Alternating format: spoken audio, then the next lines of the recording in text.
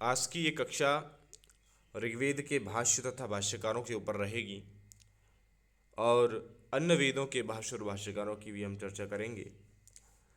तो सर्वप्रथम हम ऋग्वेद के सबसे प्राचीन जो भाष्यकार थे स्कंद स्वामी उनकी चर्चा आपके सम्मुख रख रहे हैं। तो ऋग्वेद के भाष्यकारों में स्कंद स्वामी सबसे प्राचीन है।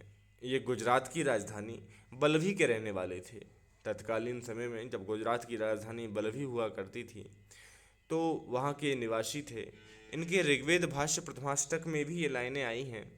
बलभी विनिवासस्ये ताम्रगरथा गमसन्रतिम भर्तृध्रुवश्रुतश्चक्रे स्कंद स्वामी यथा स्मृति। अच्छा, इस श्लोक से हमें कुछ बातें पता चलती हैं। पहली तो ये कि इनके पिता का नाम था भर्तृध्रुव और ये शतपथ ब्राह्मण के भाष्यकार हरीश स्वामी के गुरु थे। ये पृथक से मैं आपको बता रहा हूँ कि स्कंद स्वामी के शिष्य का नाम हरीश स्वामी है जो कि शतपथ ब्राह्मण के भाष्यकार थे। स्कंद स्वामी ने 600 से 625 ईस्वी के मध्य ऋग्वेद पर भाष्य लिखा था। यास्क के निरुक्त पर भी इनकी टीका मिलती है। ऋग्वेद पर स्कंद स्वामी का भाष्य अत्यंत विशद है। अब देखिए, इन्होंने यास्क के निरुक्त पर भी टीका की। इनके ऋग्वेद का जो भाष्य का समय है 600 से 625 के बीच माना जाता है।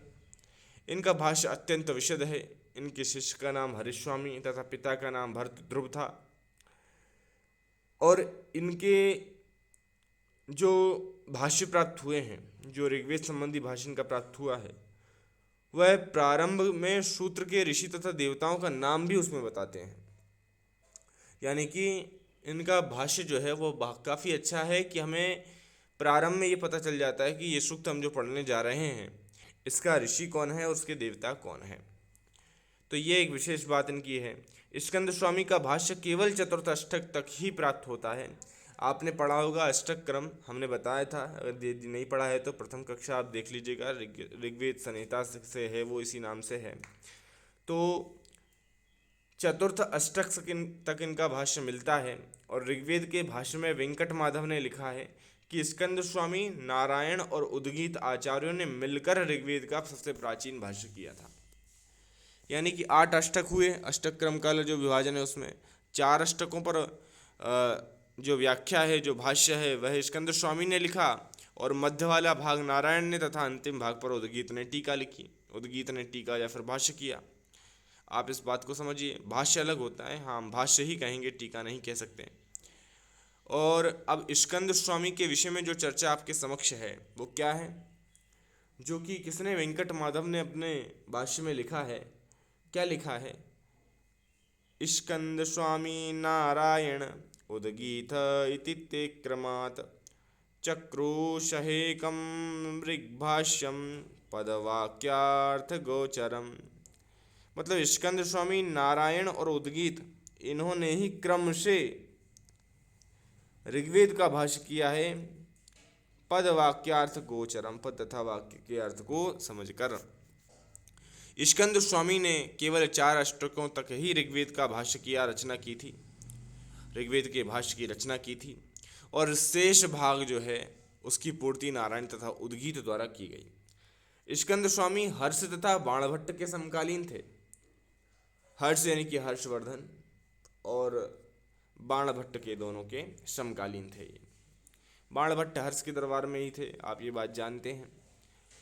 निरुक्त टीका में प्रेयस शब्द का ये विशेष सवाल ये कभी पूछा गया होगा, इसलिए ये टॉपिक यहाँ पे लिख दिया है कि निरुक्त टीका में प्रेयस शब्द का तथा वेद भाष्य में श्रवस शब्द का स्कंद स्वामी के द्वारा अन्न अर्थ किया गया है। यानी कि अन्न यानी कि खाने योग्य जो होता है ना, अन्न, वह अर्थ किया गया है और ये स्पष्ट उल्लेख वहाँ पर प्राप्त होता है। अब देखिए, एक और भाव यहाँ पर है कि प्रेयस का और श्रवस का, इन दोनों का अर्थ जो है, निरुक्त टीकाकार प्रेयस का अर्थ करते हैं अन्न और वेद भाष्य जो है, भाष्यकार जो है स्कंद स्वामी, वह श्रवस शब्द का अर्थ जो है वो अन्न करते हैं। तो इस बात को आप देखिएगा। अब उपप्रयोमि, ये क्या लिखा है, अब संस्कृत में उन्होंने लिखा है ये उपप्रयोमिरागत इत्यादिषु निरुक्त टीकायाम स्कंद स्वामिना प्रय इत्यत्र प्रय इति अन्नम नामोच्यते तथा च अक्षिति स्रवः इत्यादि निगमेषु वेदभाष्ये स्रव इति अन्नम नाम इति स्पष्टम उच्यते। इसी का हिंदी शब्दार्थ ऊपर जो हमने सर्वप्रथम पढ़ा वो था। भाव यह है कि अक्षिति स्रव का जो अर्थ किया गया है, स्रवश का जो अर्थ किया गया है निरुक्त में, वह किया गया है अन्न। और इसी की तरह ही प्रय यानी कि प्रेयश का जो अर्थ किया गया है, जो सकारांत शब्द है, वह वेद भाष्यकार स्कंद स्वामी ने उसका अर्थ अन्न किया है। अब ये प्रश्न कभी पूछा गया होगा, इसलिए ये थोड़ा अलग से टॉपिक दे दिया गया, आप इसको चाहें तो देख सकते हैं ना। अब हम क्या क्या समझे इसमें, हम समझे कि सबसे पहले हमने देखा कि इनके स्कंद स्वामी के पिताजी का नाम क्या था, भरती ध्रुव। फिर हमने देखा कि स्कंद स्वामी के शिष्य का नाम क्या था, हरीश स्वामी, जो कि शतपथ ब्राह्मण के व्याख्याकार हैं। शतपथ व्याख्याकार नहीं, भाष्यकार हम कह सकते हैं बिल्कुल। और फिर हमने देखा कि भाई इनका जो भाष्य है वो काफ़ी विशद है, ये चतुर्थ अष्टक तक ही प्राप्त होता है। और इसके बाद नारायण और उद्गीत ने भाष्य किया। नारायण ने मध्य भाग पर और उद्गीत ने अंतिम भाग पर अष्टक क्रम वाला जो ऋग्वेद था उस पर भाष्य किए, जो अष्टक क्रम में विभाजन रहा उसमें। ये बात हम जाने, यही बात जानने योग्य है। स्कंद स्वामी सबसे प्राचीन भाष्यकार हैं। इनका समय 600 से 625 के बीच समझा जाता है कि इस समय के बीच में इन्होंने भाष्य किया होगा। और यह जो है स्कंद स्वामी, ये बाण भट्ट और हर्षवर्धन, ये चूँकि ये दोनों ही समकालीन हैं तो इन दोनों के समकालीन माने जाते हैं। इनका समय भी लगभग यही है, 600 से 650 के बीच में। इन दोनों के समय के समकालीन हैं हमारे स्कंद स्वामी। इतनी बातें हम सीखे।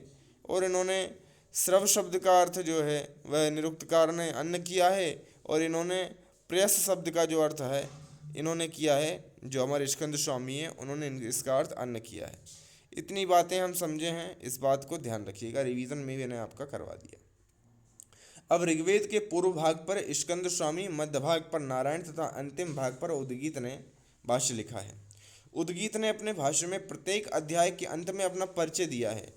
क्या कहा आपने अपने परिचय में? इन्होंने वनवासी विनिर्गिताचार्यश्च उद्गीतश्च कृता ऋग्वेद भाष्ये। फिर अध्याय का यह अध्याय समाप्ता इत्यादि कह देते हैं। तो लाइन क्या लिखते हैं ये, वनवासी विनिर्गिताचार्यश्च उद्गीतश्च कृता ऋग्वेद भाष्ये। ये उद्गीत का नाम आ जाता है अंतिम पे जिन्होंने भाष्य किया है। तो यहाँ पे ये समझ में आती है कि प्राचीन काल में कर्नाटक का पश्चिमी भाग था, और उस पश्चिमी भाग का नाम क्या था, बनवासी। उस भाग को हम बनवासी प्रांत के नाम से वह जानते थे प्राचीन समय में। और आचार्य उद्गीत संभवतः इसी प्रांत के रहने वाले रहे होंगे, ये हमें समझ आता है बनवासी विनिर्गिताचार्यस्य इस पंक्ति से। और इनका समय जो है वह 7वीं शताब्दी का उत्तरार्ध माना जाता है। यानी कि यह उद्गीत, नारायण और स्कंद स्वामी ये एक ही समय में नहीं हुए। पहले 4 अष्टकों पर भाष्य करके स्कंद स्वामी चले गए, फिर उसके बाद नारायण ने भाष्य किया, उनके जाने के बाद फिर बचे हुए अष्टक पर उद्गीत ने भाष्य कर दिया। यह बात हमें समझनी चाहिए, क्योंकि इनका समय 7वीं शताब्दी लिखा गया है, उत्तरार्ध। 7वीं शताब्दी का उत्तरार्ध से मतलब क्या है, 650 से 700 के बीच का काल। और हम पढ़ के आए हैं कि 600 से 625 के बीच में भाष्य किया स्कंद स्वामी ने, और उसके बाद 25 से 50 के बीच में नारायण ने किया होगा। नारायण के बाद जो आए उद्गीत, इन्होंने कह रहे हैं कि 7वीं शताब्दी का उत्तरार्ध यानी कि 650 से 700 के बीच का जो समय है उसमें इन्होंने किया उद्गीत ने। इस बात को थोड़ा समझिएगा। अब उद्गीताचार्य जो हैं उनका बनवासी से कोई ना कोई संबंध रहा होगा, ये हम देख चुके हैं। ओके, अब उद्गीत जो है वे सायण से पूर्ववर्ती भाष्यकार हैं। ये हमें कब काम आएगा ये बात, ये हमें बात तब काम आएगी जब हमें क्रम बताने के लिए आएगा परीक्षा में, कि हमें क्रम से नाम जो है वे लगाने हैं, कि सायण पहले हैं, उद्गीत पहले हैं, भरत वो जो है नारायण पहले हैं, है ना, या फिर आपके स्कंद स्वामी पहले हैं, हरीश स्वामी पहले हैं, तब हमें ये चीज़ें काम आती हैं। तो देखिए उद्गीत सायण के पूर्ववर्ती भाष्यकार हैं, क्योंकि सायण ने उद्गीत के भाष्य का उल्लेख किया है। अब यहाँ एक बात ये समझ में आती है कि सायण यदि किसी का उल्लेख कर रहे हैं अपने भाष्य में, तो इसका तात्पर्य ये हुआ कि वह उस सायण के समय तक वह भाष्य काफ़ी प्रचलित हो चुका होगा। और जब सायण के समय तक वह भाष्य काफ़ी प्रचलित हो चुका था, तो इसका मतलब ये है कि वह उससे पहले लिखा जा चुका था, इसीलिए तो सायण ने उसकी चर्चा की है। अब कोई भी चीज़ लिखी जाती है, उसके बाद उसके प्रचार प्रसार इत्यादि में विख्यात होने में काफ़ी ज़्यादा समय लगता है। अब उस समय कोई इस तरीके का समय तो था नहीं कि भाई आपका सोशल मीडिया है तो तुरंत ही आप वायरल हो जाओ, ऐसा तो नहीं था। अब वहाँ तो समय लगता था। तो इस तरह ये समझा जा सकता है कि उद्गीत का नाम ले रहे हैं, उद्गीत के भाष्य का उल्लेख कर रहे हैं सायण, इसका तात्पर्य है कि उद्गीत सायण से काफ़ी वर्ष पुराने आचार्य रहे होंगे। यह जो भाष्य है, यह ऋग्वेद के दशम मंडल के सूक्त 5 से लेकर सूक्त 83 के 5वें मंत्र तक उपलब्ध होता है। किसका? जो उद्गीत का भाष्य है, जिसमें आदि के अंश को डीएवी कॉलेज के शोध विभाग ने प्रकाशित किया है। ये बात आप ध्यान रख सकते हैं, यानी कि दशम मंडल पर इन्होंने जो है भाष्य किया है। दशम मंडल लिख दिया यहाँ। अब अष्टक क्रम की बात कर रहे थे हम, तो अष्टक क्रम क्या कहता है? अष्टक क्रम यह कहता है, मैं आपको बताता हूँ कि मध्य अंतिम भाग पर उद्गीत ने, ये देखिए मेरे समक्ष है उपस्थित, अब मैं आपको इसको क्लियर ही कर देता हूँ। देखिए, हाँ, अंतिम भाग पर उद्गीत ने, और बिल्कुल थोड़ा सा समय दीजिएगा, क्लियर करते हैं हम।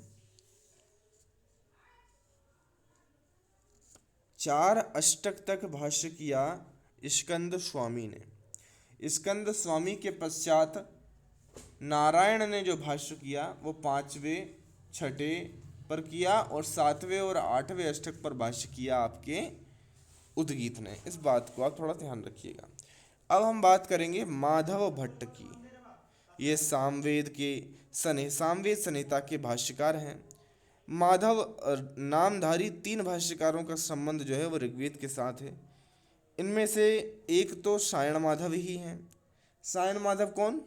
सायण माधव जो है, मैं आपको बताऊं, सायण के बड़े भाई का नाम था माधव, और अपने बड़े भाई के ही आदेश से इन्होंने चारों वेदों का भाष्य किया था, और अपने भाष्य का नाम माधवीय वेदार्थ प्रकाश इत्यादि रखा था। वो अपने भाई के नाम से ही प्रेरित होकर उन्होंने रखा था। उन्हीं को आदर देने के लिए अपने भाई के नाम पर ही उन्होंने अपने भाष्य का नाम रखा था, और उन्हीं से प्रेरित होकर ये भाष्य उन्होंने करना प्रारंभ किया था।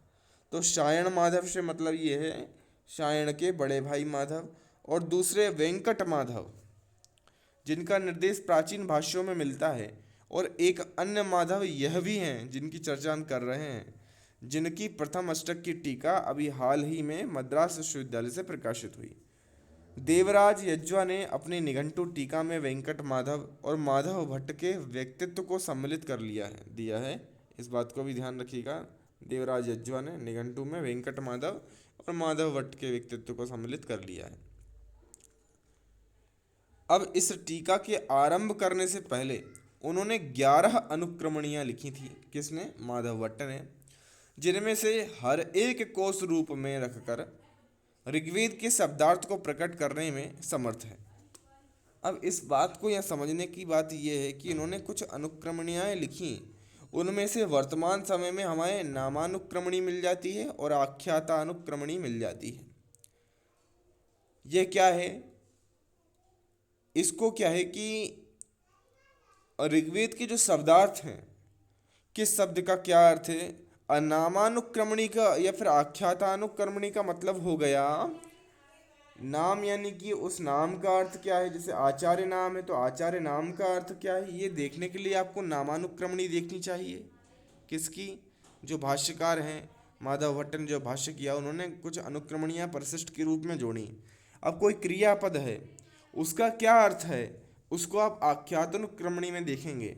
जैसे नाम आख्यात उपसर्ग निपात बताया था ना, कि नाम का जो अर्थ बताते हैं वे नामानुक्रमणी और आख्यातानुक्रमणी, यानी कि क्रियावाची जो शब्द हैं उनका अर्थ क्या है वह आपको बताएगा आख्यातानुक्रमणी, और नामानुक्रमणी बताएगा कि जो संज्ञावाची शब्द हैं उनके अर्थ क्या है। जैसे गौ शब्द है तो गौ शब्द का क्या अर्थ है? गौ इति पृथिव्या नामधेयम यच्चाम भूतानि गच्छन्ति, इस तरीके से हम जानते हैं इसको। तो ये बात हमें समझनी चाहिए। अब वेंकट माधव की हम थोड़ी चर्चा कर लेते हैं। ऋग्वेद के प्रथम अध्याय के अंत में वेंकट माधव ने अपना परिचय दिया है। इनके पितामह का नाम है माधव था। क्या था? पितामह का नाम माधव और इनके पिता का नाम वेंकट।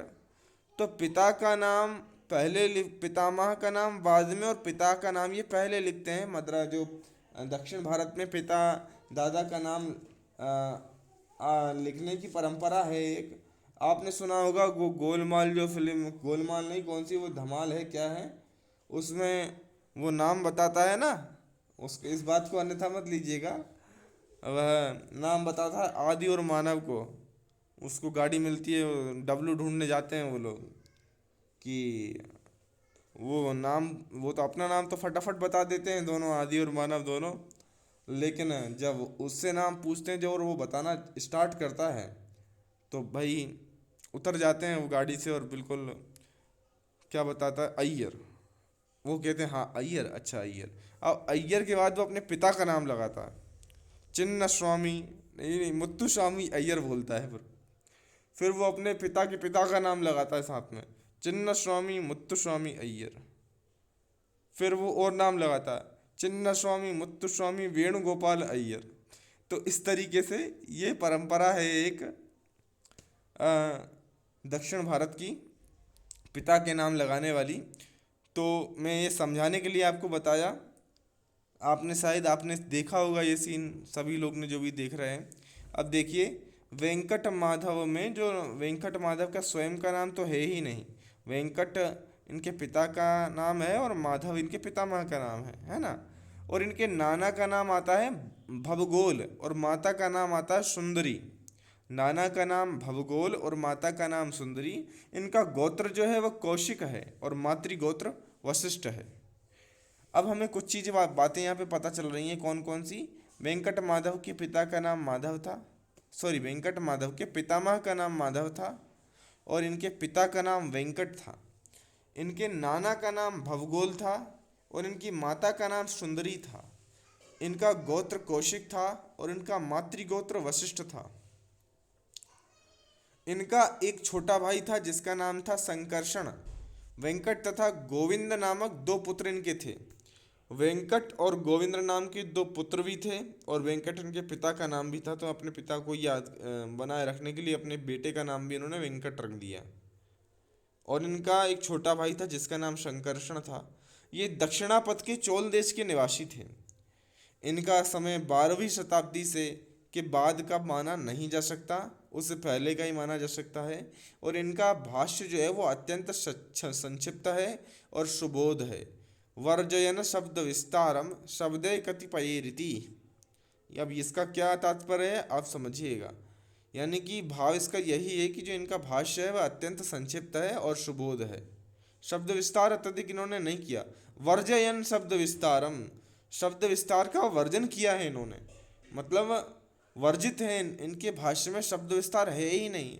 ये कहते हैं कि मैंने अपने भाष्य में शब्द के विस्तार का वर्जन किया हुआ है, वर्जित है मेरे। और शब्दई कतिपय रीति, और ऐसा भी नहीं है कि कुछ शब्द छोड़ दिए हों, ऐसा भी नहीं है कि कोई भाव आपको समझ ना आए। मतलब संक्षिप्त के साथ साथ गागर में इन्होंने सागर भरी है, बात ये है कहने की।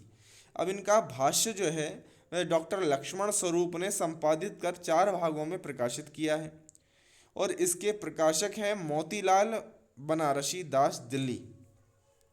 प्रकाशक हैं मोतीलाल बनारसी। ये याद करने योग्य, अगर जब चाहें आपकी बुद्धि उतनी तीक्ष्ण हो तो आप याद रख सकते हैं। अब वेंकट माधव का संक्षिप्त परिचय, अब हम आपको जो हम बताए थे ना कि निवास चोल देश है, दक्षिणापथ चोल देश, और पितामह का नाम माधव है, पिता का नाम वेंकट है, नाना का नाम भवगोल है, माता का नाम सुंदरी है, गोत्र कौशिक है, मातृगोत्र वशिष्ठ है, भाई संकर्षण है, पुत्र हैं वेंकट और गोविंद। ये कुछ बातें हैं जो हमें याद रखनी चाहिए, क्योंकि ये हमें मिलती हैं इनके इतिहास में। अब धानुष्क यज्वा, इन्हें त्रिवेणी भाष्यकार के नाम से जाना जाता है, धानुष्क यज्वा को। तो त्रिवेणी भाष्यकार आप इसको याद रखिएगा। धानुष्क यज्वा नाम के किसी तीनों वेदों के भाष्यकार का नाम वेदाचार्य की सुदर्शन मीमांसा में कई बार आया है और इन स्थानों पर ये त्रिवेणी भाष्यकार या त्रयी निष्ठ वृद्ध कहे गए हैं, जो त्रयी के ज्ञान में निष्ठ वृद्ध हैं, यानी कि बहुत ज्ञानी हैं, उस चीज को समझने वाले हैं, त्रिवेणी भाष्यकार इन्हें कहा जाता है। ये एक वैष्णव आचार्य थे और इनका समय विक्रम संवत 1600 से पूर्व होना चाहिए, इस बात को समझते हैं हम, क्योंकि देखिए इनके विषय में उपर्युक्त समय काल को लेकर कोई जानकारी नहीं है, तो अनुमानतः ये कहा जाता है कि इनका समय 1600 से पूर्व का होना चाहिए, यानी 1600 के बाद जितने भी आचार्य हुए वह इनके परवर्ती आचार्य हुए, और 1600 से पूर्व के ये हो गए धानुष के अज्वा, इनसे पूर्व के हो गए, अभी हम इससे पहले क्या पढ़ रहे थे, वेंकट माधव, वेंकट माधव से माधव भट्ट पहले, अब माधव भट्ट से उद्गीत, उद्गीत से पहले नारायण, और नारायण से पहले स्कंद स्वामी। ये इनका क्रम है, जिस क्रम से मैं पढ़ा रहा हूँ वही इनका कालक क्रम है, आप इसको ध्यान रखिएगा। अब आनंद तीर्थ की चर्चा आ रही है। देखिए इनका दूसरा नाम क्या है, मध्व। ये द्वैतवादी सिद्धांत के आचार्य थे और इन्होंने मध्व संप्रदाय को चलाया। इनके मध्व और पूर्ण प्रज्ञ आदि नाम भी हैं। ऋग्वेद के प्रथम मंडल के 40 सूक्तों पर इन्होंने भाष्य लिखा है। इन्होंने वेद का प्रतिपाद्य नारायण को माना है, यानी कि इनके अनुसार जो है वेद का प्रतिपाद्य, यानी कि वेद किसको बताना चाहते हैं, इनके अनुसार वेद नारायण को बताना चाहते हैं, और मेरे अनुसार नारायण से इनका तात्पर्य पूर्ण ब्रह्म परमात्मा से है। जो हम कहते हैं ना अहम ब्रह्मास्मि, ब्रह्म सत्यम जगन मिथ्या, ये ब्रह्म का जो तात्पर्य है वह ये नारायण लेके चलते हैं। अब इनका समय क्या है, इनका समय 1255 से 1355 है, 55 है माना जाता है, 1255 से 1355। आनंद तीर्थ का समय क्या है, 1255 से 1355 के बीच माना जाता है, 100 वर्ष के मध्य ये हुए होंगे ऐसा समझा जाता है। अब देखिए जिनमें ऋग्वेद के कतिपय मंत्रों की व्याख्या वाला वेदभाष्य भी है और यह भाष्य छंदोबद्ध है। अब एक बात यह समझिएगा, इनका भाष्य कैसा है, छंदोबद्ध है। आनंद तीर्थ का भाष्य कैसा है, छंदोबद्ध है, और ये नारायण को मानते हैं प्रतिपाद्य किसका, वेद का, और ये मध्य संप्रदाय को इन्होंने चलाया था। ये द्वैतविद सिद्धांतवाद के आचार्य हैं। द्वैतवाद सिद्धांत समझते हो आप, अद्वैतवाद, द्वैतवाद, द्वैताद्वैतवाद, विशिष्टाद्वैतवाद, तो जिन्होंने द्वैतवाद चलाया, जो द्वैतवाद के प्रवर्तक आचार्य थे, वही हैं आनंद तीर्थ। इन्हीं के संप्रदाय को मध्व संप्रदाय कहा जाता है ना। तो आनंद तीर्थ और मध्वाचार्य जो हैं, मध्वाचार्य, शंकराचार्य और अन्य नाम हैं, द्वैताद्वैत के अलग हैं, तो मध्वाचार्य जो हैं वही आनंद तीर्थ हैं, इस बात को आप समझिए। आनंद तीर्थ यानी मध्वाचार्य, जिन्होंने द्वैत सिद्धांत के ये प्रवर्तक रहे, और मध्वाचार्य ने ही मध्व संप्रदाय को चलाया, यानी कि द्वैत संप्रदाय को चलाया, द्वैतवाद का सिद्धांत इन्होंने दिया। नारायण को ये मानते हैं। अब देखिए द्वैतवाद है तो ये बिल्कुल माधवी, आपने सुना होगा कि मध्वाचार्य जो हैं ये वैष्णव हैं, वैष्णव है तो निश्चित तौर पर ये वेद का प्रतिपाद्य नारायण को ही मानेंगे, भगवान नारायण को। अब देखिए इसमें राघवेंद्र यति का यह कथन पर्याप्त रूप से प्रमाणित हो जाता है कि ऋक् शाखा गतैकोत्तर सहस्त्र सूक्ते मध्ये कानिचित चत्वारिंशत् सूक्तानि भगवत्पादै व्याख्यातानि। क्या भाव है इनका कहने का, ऋक् शाखा गतैकोत्तर, ऋक् शाखा के आगतैकोत्तर सहस्त्र सूक्त मध्ये कानिचित चत्वारिंशत्, हजारों सूत्रों में से, ऋक् शाखा के हजारों सूत्रों में से इन्होंने 40 सूक्तों को भगवत पादे, भगवत यानी कि भगवान नारायण को समर्पित करके व्याख्या इन्होंने की, ऐसा भाव में इसका समझ पा रहा हूँ। अब मध्व भाष्य के ऊपर सुप्रसिद्ध माध्व आचार्य जयतीर्थ ने ग्रंथ रचना के 30 साल के भीतर ही अपनी एक टीका लिखी, और इस टीका पर नरसिंह ने 1718 संवत विक्रम संवत ये लिखा हुआ है अपनी विवृत्ति, और नारायण ने भावरत्न प्रकाशिका नामक दूसरी विवृत्ति लिखी। टीका के ऊपर विवृत्तियाँ लिखी जाती हैं। आत्मानंद की बात कर लेते हैं। आत्मानंद ने ऋग्वेद के अंतर्गत आने वाले प्रथम मंडल के प्रथम मंडल का जो सूक्त है ना, 164वां सूक्त, जिसे हम अश्ववामीय सूक्त कहते हैं, उस पर अपना स्वतंत्र भाष्य लिखा। और इनका जो भाष्य था वह आध्यात्म परक था।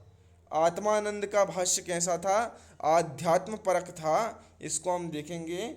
ये इन्होंने कहा भी है कि भाई सभी लोग ने जो भाष्य किया है, किसी ने में मतलब किसी का भाष्य जो है वह यज्ञ परक है, किसी का भाष्य जो है वह देवता विषयक है, लेकिन मेरा भाष्य जो है वो सभी से भिन्न है और मेरा भाष्य जो है वो आध्यात्म परक भाष्य है। ऐसा लिखते भी हम आगे पढ़ेंगे इसको।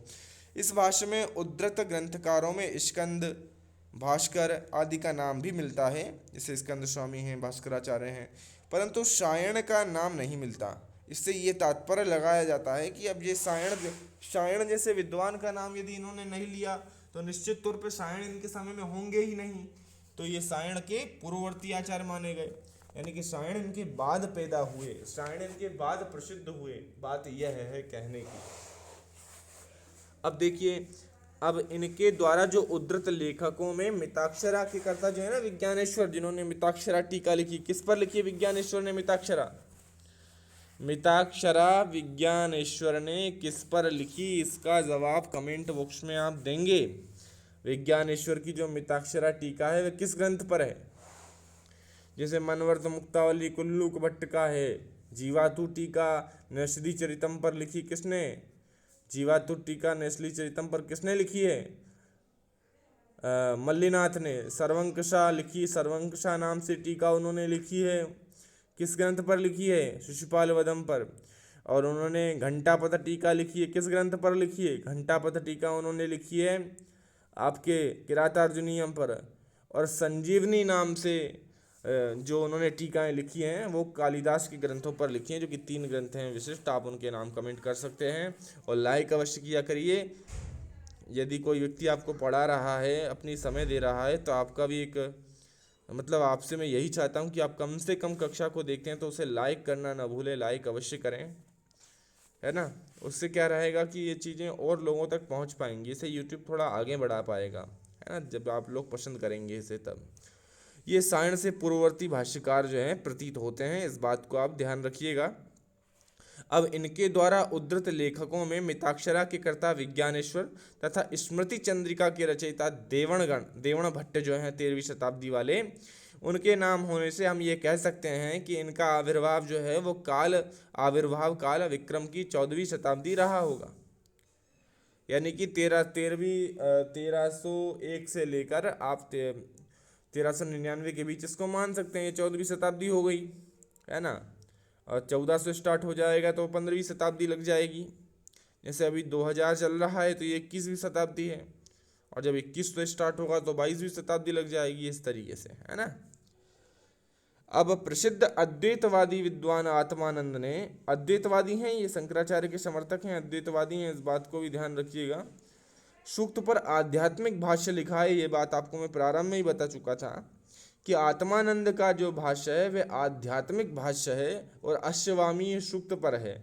तीनों का ही प्रोनाउंसिएशन आ से हो रहा है, उच्चारण आ से हो रहा है। आत्मानंद का अश्ववामीय सूक्त पर आध्यात्म परक भाष्य है। इस लाइन को सुनकर इतना ही यदि आप याद रख लेंगे इस पूरी चर्चा में से, जो कि आत्मानंद के विषय में हमने करी, तो महत्वपूर्ण होगा। अब आत्मानंद ने अपने भाष्य के अंत में स्वयं कहा है कि स्कंद स्वामी के भाष्य यज्ञ परक हैं, निरुक्त अधिदेव परक हैं, और परंतु यह भाष्य आध्यात्म परक है, आध्यात्म विषयक है। क्या कहते हैं? अधियज्ञ विषयकम स्कंदादि भाष्यम निरुक्तम अधिदेवत विषयम इदंतु भाष्यम अध्यात्म विषयम इति नाचा भिन्न विषयाणाम विरोधः भाष्यस्य मूलम विष्णुधर्मोत्तरम। इस भाष्य का मूल विष्णु धर्मोत्तर है, क्योंकि यह वैष्णव थे। अब देखिए सायण आ गए हैं, तो सायण अब आप देखेंगे, सायण जो है ये आंध्र प्रदेश के अंतर्गत तुंगभद्रा नदी के दक्षिण तट पर स्थित विजयनगर साम्राज्य के निवासी थे। विजयनगर साम्राज्य जो कि लगभग 14वीं शताब्दी के आसपास रहा होगा, 14वीं-15वीं शताब्दी के आसपास, उस ये मोहम्मद बिन तुगलक के टाइम का समय है, जो हरिहर बुक्का इत्यादि ने विजयनगर साम्राज्य की स्थापना करी थी, तो उन्हीं हरिहर बुक्का के ये अमात्य थे। कौन? सायण। और वैदिक भाष्यकारों में सायण का स्थान सर्वोच्च है। सायण मेधावी मनीषी थे और साथ ही इसके अतिरिक्त जो थे ये विजयनगर के संस्थापक राजा हरिहर और बुक्का के अमात्य भी थे। अब सायण के पिता का नाम क्या था? सायण के पिता का नाम मायण था और माता का नाम माई। मायण और माई दोनों की एक संतान हुई, जेको नाम सायण। मायण और माई की भई एक संतान सायण, ऐसे आप याद रख लीजिएगा इसको। तो सायण के पिताजी का नाम मायण और माता का जो नाम है वह माई। माई मायण के हुए सायण। सायण का समय 1317 से 1387 ईस्वी के मध्य माना जाता है।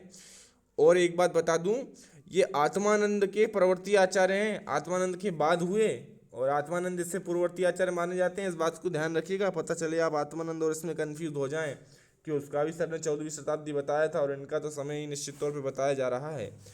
तो ये उनके बाद के ही आचार्य थे। एक बार हम कंफर्म कर लेते हैं, हो सकता है मुझसे भी गलती हो जाए। आत्मानंद का समय क्या है? 1255 से 1355। अब 1255 से 1355 के मध्य इनका समय माना जाता है। और आप यहाँ पर देखिए 1317 से 1387, यानी कि जब ये पैदा हुए थे तब तो सामने वाला पूर्ण चीजें करने के बाद मृत्यु मतलब अपने संन्यास आश्रम को प्रारंभ कर रहा होगा 75 वर्ष का होने के पश्चात। तो लगभग आप ये समझ के चलिएगा, यानी कि आपके क्रम अगर मैं आपको बताऊं तो सबसे पहले स्कंद स्वामी, उसके बाद हुए नारायण, नारायण के बाद हुए उद्गीत, उद्गीत के बाद हुए माधव भट्ट, माधव भट्ट के बाद हुए वेंकट माधव, वेंकट माधव के बाद कौन हुए? वेंकट माधव के बाद कौन हुए थे? धानुष्क यज्वा त्रिवेणी भाष्यकार, और त्रिवेणी भाष्यकार धानुष्क यज्वा के बाद कौन हुए? त्रिवेणी भाष्यकार धानुष्क यज्वा के बाद हुए अश्वमी सूक्त पर भाष्य करने वाले आत्मानंद, और आत्मानंद के बाद हुए सायण। ये चीजें आप ध्यान रखिएगा, क्रम आता है और गलत कर देते हैं लोग। अब और एक बात और, स्कंद स्वामी जो हैं वो 600 से 625 के बीच का इन्होंने रचनाकाल इनका रहा है। और यह आपके बाण भट्ट और जो श्री हर्षवर्धन के समकालीन रहे हैं। तो 600 से स्टार्ट होकर हम 1387 तक आ चुके हैं। लगभग 700-800 वर्षों का कार्यकाल हो चुका है स्कंद स्वामी से लेके सायण तक का। अब बड़े भाई का नाम माधव था इनके और छोटे भाई का नाम था भोगनाथ। और सायण के 3 गुरु थे, विद्यातीर्थ, भारती तीर्थ और श्रीकंठ। सायण भारद्वाज गोत्र के थे, है ना, भारद्वाज गोत्र के थे ये। अच्छा एक बात बताइए, भारद्वाज किस मंडल के प्रवक्ता मतलब प्रमुख ऋषि हैं? ऋग्वेद के किस मंडल के दृष्टा ऋषि भारद्वाज हैं? कौन बताएगा? प्रथम मंडल के हैं मधुचंदा, है कि नहीं? और दूसरे मंडल के ऋषि कौन हैं? दूसरे मंडल के हैं गृत्समद, तीसरे मंडल के विश्वामित्र, चौथे मंडल के वामदेव, पांचवें मंडल के अत्रि, षष्ठ मंडल के भारद्वाज, सप्तम मंडल के वशिष्ठ, अष्टम मंडल के कण्व, नवम मंडल के कौन है? सोम पवमान मंडल कहते हैं ना इसको। नवम मंडल के कौन हो जाएंगे तो फिर? अच्छा नवम और दसम मंडल का आपको दिए मैंने काम, आपको कमेंट करनी है और लाइक कर दीजिएगा अगर नहीं किया हो तो। अब देखिए सायण के 3 पुत्र थे, कंपण, मायण और सिंघण। अब देखिए इनके पिता का नाम भी इन्होंने मायण रखा, मतलब इनके पिता का नाम तो मायण था ही, लेकिन अपने पिता के नाम पर ही अपने पुत्र का नाम भी सायण ने क्या रख दिया? मायण। और एक और हमने देखा था, एक और व्यक्ति था जिन्होंने, जो वेंकट माधव जो थे, उन्होंने भी अपने पुत्र का नाम वेंकट रखा था। और जबकि इनके पिता का नाम भी वेंकट था। माधव उनके पर पितामह का नाम था, पितामह का नाम माधव था और पिता का नाम वेंकट था। अपने बेटे का नाम भी उन्होंने वेंकट रखा। और इधर सायण को देखिए, ये दक्षिण में यही प्रक्रिया चलती है। इनके पिता का नाम मायण था सायण के, और उनके बेटे का नाम भी मायण था।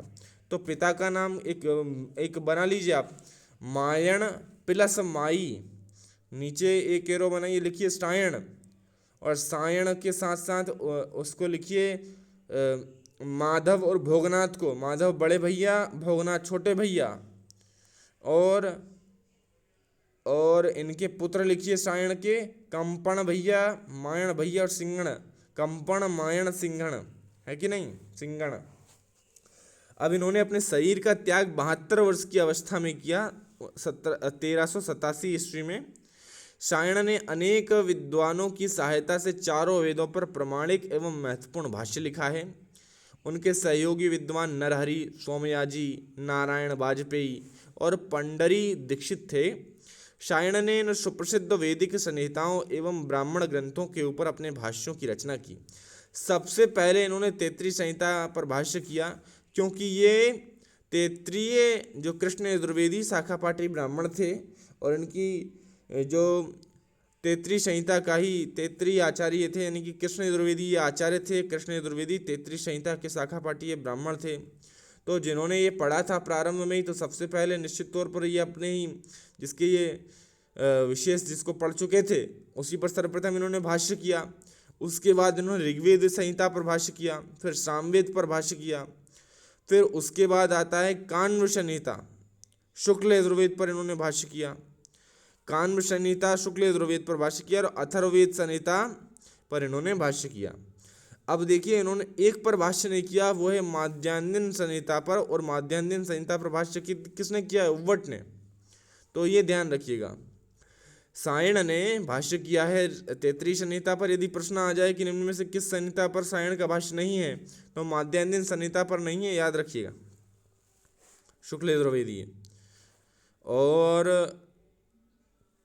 तैत्तिरीय संहिता पर है, ऋग्वेद पर है, ऋग्वेद संहिता, सामवेद संहिता, कान्व संहिता, ऋग्वेद पर भी शौनक संहिता पर, और सामवेद पर भी कौथुम संहिता पर, कौथुम जो गुजरात में प्रचलित थी, और शुक्ल यजुर्वेद की कान्व संहिता पर, और अथर्ववेद की शौनकी पेपलाद शाखा और शौनकी शाखा, दो शाखा है ना, तो शौनकी पे इन्होंने किया था। और शाकल, हाँ शौनक बोल गया मैं, ऋग्वेद का, ऋग्वेद की शाकल संहिता पर, कृष्ण यजुर्वेद की तैत्तिरीय संहिता पर, सामवेद की कौथुम संहिता पर, कान्व और शुक्ल यजुर्वेद की कान्व संहिता पर, अथर्ववेद की शौनकी संहिता पर, याद रख लीजिएगा। सायणाचार्य द्वारा विख्यात ब्राह्मण और आरण्यक, कृष्ण यजुर्वेदी ब्राह्मण पर इन्होंने भाष्य किया था, तैत्तिरीय ब्राह्मण पर और तैत्तिरीय आरण्यक पर। और ऋग्वेदीय ब्राह्मण में आप ऐत्रेय ब्राह्मण पर आ जाएं और ऐत्रेय आरण्यक पर आ जाएं। सामवेदीय ब्राह्मण पर इन्होंने सारे तांड ब्राह्मण, षड्विंश ब्राह्मण, साम विधान, आर्षे, देवताध्याय, उपनिषद, संहितोपनिषद, वंश ब्राह्मण। तांड ब्राह्मण को ही षड्विंश ब्राह्मण भी पंचविंश ब्राह्मण भी कहते हैं और प्रोण ब्राह्मण भी कहते हैं। और इसके अलावा एक और नाम है जो मैंने बताया था आपको, सामवेदीय ब्राह्मण पढ़ाया था तब, उसको आपको कमेंट करना उस नाम को। और यदि आपने नहीं देखी है सामवेदीय ब्राह्मण की कक्षा तो देख लीजिए, परीक्षा नज़दीक ही है, थोड़ा बहुत तो आपको रिवाइज हो जाएगा। रिवीजन के दृष्टिकोण से ही देख लीजिए, कोई व्यक्ति पूर्णतः पूरा नहीं होता है, जहाँ से ज्ञान मिले वहाँ से ले लेना चाहिए, मैं तो यही कहूँगा। एक बार पुनः पढ़ लेंगे तो और कंठस्थ हो जाएगा। शुक्ल यजुर्वेदीय शतपथ ब्राह्मण पर भी सायण का भाष्य उपलब्ध है। शुक्ल यजुर्वेदीय शतपथ ब्राह्मण पर भी सायण का भाष्य उपलब्ध है, जो कि कान्व शाखी शतपथ ब्राह्मण है निश्चित तौर पर। और सायण ने अंत में अथर्व भाष्य भी किया। सायणाचार्य ने 5 संहिताओं पर, 5 संहिताएं कौन कौन सी, एक तो तैत्तिरीय संहिता, दूसरी शाकल शाखा की ऋग्वेदीय संहिता, और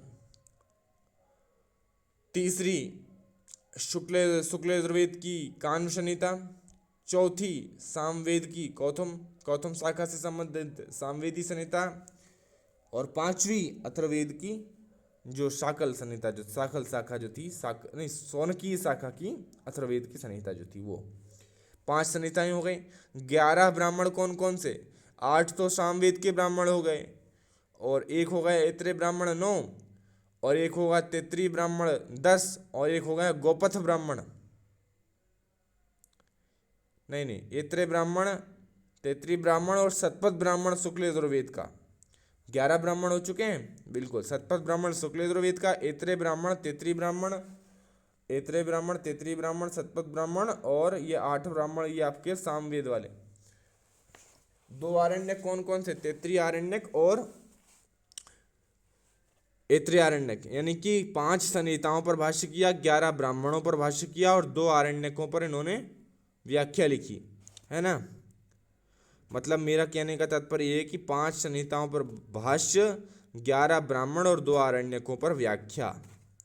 अब सायण ने अपने ऋग्वेद भाष्य का नाम वेदार्थ प्रकाश रखा और इसके अतिरिक्त इन्होंने अपने कई ग्रंथों के पहले माधवी शब्द का प्रयोग किया, क्योंकि इनके बड़े भाई का नाम माधव था और उन्हीं के कहने पर इन्होंने ये कार्य प्रारंभ किया था और ये अपने भाई का बड़ा सम्मान करते थे, इसलिए अपनी रचनाओं का नाम इन्होंने माधवी कर नाम जोड़ा और वेदार्थ प्रकाश पर रखा। अब सायण की एक रचना का नाम है माधवी या धातुरत्ति और इसी नाम से ये प्रसिद्ध भी है। संभवतः इन्होंने अपने बड़े भाई माधव के सम्मान में माधवीय नामकरण किया है, इस बात को मैं आपको बता चुका हूँ। सायणाचार्य ने वैदिक ग्रंथों के उपरांत अपनी विद्वता को अनेक साहित्यिक क्षेत्रों में प्रसृत किया है, इस बात को ध्यान रखिएगा, ये याद करने योग्य नहीं है, अब तो निश्चित तौर पर है विख्यात है व्यक्ति। अब वेद के भाष्य के उपरांत भी सायण ने अनेक ग्रंथों का प्रणयन किया है, ये ग्रंथ आपके समक्ष हैं। सुभाषित सुधानिधि, इस ग्रंथ का प्रणयन प्रथम आश्रयदाता कंपन के राज्यकाल में इन्होंने किया 1340 से 1354 में। और प्राश्चित सुधानिधि, इस ग्रंथ की रचना सायण ने 1355 ईस्वी में की। आयुर्वेद सुधानिधि, इस ग्रंथ में सायण ने आयुर्वेद के रहस्यों का उद्घाटित किया इनको, और इसका उल्लेख स्वयं अलंकार सुधानिधि में ये करते हैं। अलंकार सुधानिधि जो ग्रंथ है, इस ग्रंथ के ग्रंथकार ने समस्त अलंकारों के लक्षण उदाहरण प्रस्तुत किए हैं और दक्षिण के प्रसिद्ध विद्वान अप्पय दीक्षित ने इस ग्रंथ का उल्लेख भी किया है। अप्पय दीक्षित दक्षिण के प्रसिद्ध विद्वान हैं, काव्य ये जो है मैं कह सकता हूँ कि काव्य शास्त्री माने जा सकते हैं अप्पय दीक्षित, बिल्कुल। तो सुभाषित सुधानिधि, प्राश्चित सुधानिधि, आयुर्वेद सुधानिधि, अलंकार सुधानिधि। अब धातुवृत्ति, वैयाकरणों में यह धातुरत्ति माधवीय धातुरत्ति के नाम से जानी जाती है। वस्तुतः ये रचना सायण की है, तथापि ग्रंथारंभ में सायण विरचित होने पर भी इसे माधवीय नाम से व्यवहृत किया गया है, क्योंकि वादवही अपने भाई का बड़ा सम्मान करते थे, उन्हीं के कहने पर यह कार्य प्रारंभ किया था, समझिए आप, ठीक है। अब मुद्गल भाष्य जो है ये प्रथमाष्टक पर पूर्ण और चतुर्थाष्टक पर 5 अध्यायों तक मिलता है। मुद्गल सायण के अनुयायी थे, इस तरह से सायण भाष्य का ही संक्षेप मुद्गल भाष्य है और मुद्गल का काल 15वीं शताब्दी माना जाता है, यानी कि 1400 के बाद का, है ना, क्योंकि 1387 में इनकी मृत्यु हुई और 1400 के आसपास ये मुद्गल हुए होंगे, तो इनके बाद के मुद्गल हैं, क्रम याद रखिएगा, है ना। क्रम में क्या क्या क्रम हो गया, तो स्कंद स्वामी, नारायण, उद्गीत, उसके बाद माधव भट्ट, वेंकट माधव के बाद धानुष के अज्वा जो त्रिवेणी भाष्यकार, आत्मानंद अश्वामी सूक्त वाले, फिर सायण के बाद ये मुद्गल है ना, 15वीं शताब्दी वाले मुद्गल। अब वेद भाष्यकारों में रावण का नाम भी आदर के साथ लिया जाता है। वेद भाष्यकारों में रावण एवं रामायण के प्रसिद्ध रावण दशानन एक हैं अथवा भिन्न, इस विषय में अनेक विसंगतियां हैं, इस बात को भी ध्यान रखें। सायण की वंश परंपरा आपके समक्ष बॉक्स के द्वारा बताने की प्रयास किया गया है। गुरु श्रीकंठ हैं, पिता हैं मायणम, माता हैं माई, और श्रीमती का है माता श्रीमती कर लें या श्रीमाई कर लें, बात एक ही है। बड़े भाई माधव हैं, छोटे भाई भोगनाथ हैं, पुत्र हैं कंपन, मायण और सिंगण, ये भायण कर दिया, मायण है ये। सायण ने सर्वप्रथम कृष्ण यजुर्वेदी 33 संहिता पर अपना भाष्य लिखा, ये 33 शाखाध्यायी ब्राह्मण थे, अतः उस पर प्रथमतः भाष्य लिखना स्वाभाविक था, इसलिए मैं सर्वप्रथम आपको बता चुका हूँ। कृष्ण यजुर्वेद पर सबसे पहले, ये क्रम आपके समक्ष है, देखिए, सबसे पहले कृष्ण यजुर्वेद पर भाष्य किया, उसके बाद ऋग्वेद की साकल संहिता पर भाष्य किया, उसके बाद शुक्ल यजुर्वेद की कान्व संहिता पर भाष्य किया, उसके बाद सामवेद की कौथुम संहिता पर भाष्य किया, उसके बाद अथर्ववेद की सौनक संहिता पर भाष्य किया, और उसके बाद सामवेद के 8 ब्राह्मणों पर भाष्य किया। इस बात को ध्यान रखें, कृष्ण यजुर्वेद पर सबसे पहले, फिर ऋग्वेद की साकल संहिता पर, फिर शुक्ल यजुर्वेद की कान्व संहिता पर, फिर सामवेद की कौथुम संहिता पर, फिर उसके बाद अथर्ववेद की शौनकी संहिता पर, फिर उसके बाद सामवेद के 8 ब्राह्मणों पर इन्होंने भाष्य किया। इस बात को ध्यान रखें, भूले ना। अब यजुर्वेद के भाष्यकार हैं उव्वट, ये माध्यान्ह संहिता के भाष्यकार हैं। अच्छा, यहाँ पे इन सारी संहिताओं में आपको माध्यान्ह संहिता दिख रही है, शुक्ल यजुर्वेद की कान संहिता ही दिख रही है, वहाँ पर माध्यान्ह संहिता नहीं है। तो माध्यान्ह संहिता पर जिन्होंने भाष्य किया उनका नाम है उव्वट। इनको हम उव्वट भी कहते हैं और उव्वट भी कहते हैं, दोनों ही प्रकार से इनका नाम लिखा जाता है। अब माध्यान्ह भाष्यों में उव्वट का जो भाष्य है वह अति व्याख्यात है, बहुत व्याख्यात है, बहुत प्रसिद्ध है, क्योंकि इन्हीं का मात्र भाष्य मिलता है। अगर सायण भाष्य लिख देते तो शायद इनका विख्यात नहीं हो पाता, ऐसा मैं कह रहा हूँ, पर ऐसा कहना नहीं चाहिए। अब ये आनंदपुर निवासी बज्रट के पुत्र थे। आनंदपुर निवासी एमपी के थे ये, आपको पता चलेगा। देखिए, आनंदपुर निवासी बज्रट के ये पुत्र थे और इन्होंने 11वीं शताब्दी में अंत में महाराजा भोज के शासनकाल में अवंती में रहकर इस भाष्य की रचना की। अब महाराजा भोज कौन है? जिन्होंने वही भोजताल का निर्माण करवाया। भारत की अपर लेक जो है, लोअर लेक जो है, ये भोज वही हैं जिन्होंने सरस्वती कंठावरण की रचना करी। ये भोज वही हैं जो सिंधुराज के छोटे भाई थे, और इनका तेलप वंशी राजा से, गुजरात का जो था, उससे बहुत मतलब लड़ाइयाँ चलती रहती थी। और सिंधुराज, ये कहानी बहुत प्रसिद्ध है कि तेलप ने सिंधुराज का वध कर दिया था। सिंधुराज जो थे वो तेलप की बहन से प्रेम करते थे, और फिर पकड़ा जाते हैं, उनको बंदी बना लिया जाता है। वो धोखा दे देती है ना उनकी तेलप की बहन, तो ऐसा कुछ होता है उसमें, और फिर उनको बंदी बना के उनकी हत्या कर दी जाती है। फिर ये राजा भोज बनते हैं अपने, ये परमार वंशी थे।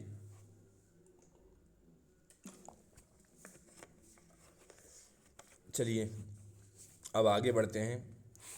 तो भोज के शासनकाल में अवंती में रहकर इस भाष्य की इन्होंने रचना की। उव्वट इनका नाम है। गलती से भी जम्मू कश्मीर मत लगा दीजिएगा, इनका निवास स्थान अवंती है ना, मध्य प्रदेश वाला, यानी कि उज्जैन वर्तमान का।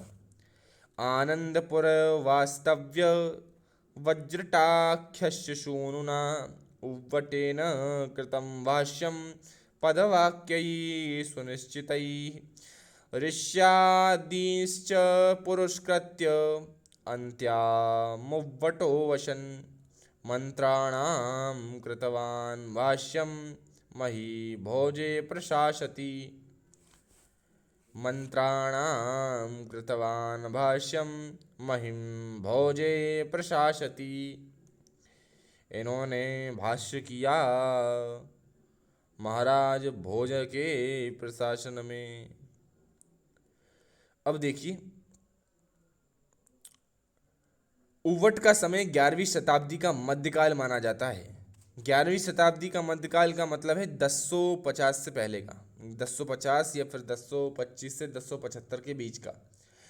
अब हम यहाँ पे समझेंगे कि लगभग 1000 या फिर 1050 से लेकर 1150 या 950 से 1150 के बीच का काल परमार वंशियों का समय रहा है माना जाता है, या फिर इससे लंबा चौड़ा और होगा, पर मुझे उतना ध्यान नहीं।